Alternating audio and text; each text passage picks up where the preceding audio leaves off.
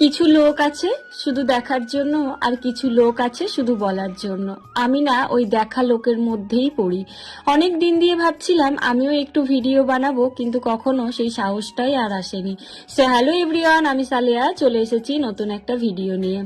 বহুদিন ধরেই চেষ্টা করেছি যে আমি একটু ভিডিও বানাবো সবার মতন, আমাদেরও কিছু স্মৃতি সোশ্যাল মিডিয়াতে থেকে যাবে।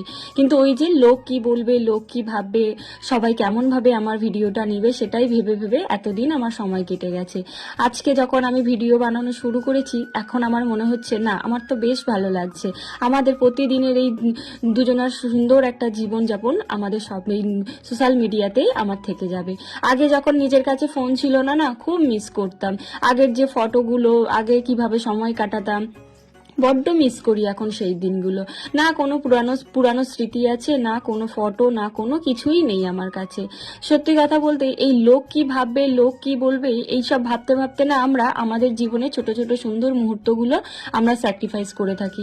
তাই লোকের কথা না, আমি মনে করি কান দেওয়ার থেকে না দেওয়াই ভালো, আর আমি এখন সেটাই করি। অনেক লোক অনেক ধরনের মন্তব্য করেছে বা করছে, তাতে আমার কোনো যায় আসে না। আমরা আমাদের দুজনের মতন করেই চেষ্টা করি দুজন দুজনের মতন করে ভালো থাকবো।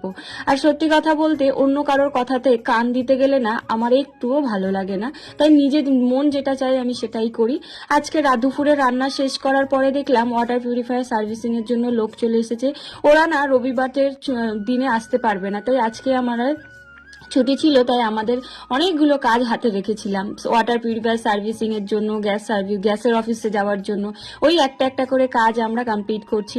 আজকে দুপুরে না পুরো সিম্পল লাঞ্চ, বাজারে যাওয়ার মতন তো কেউ ছিল না, ওর তো শরীর খারাপ।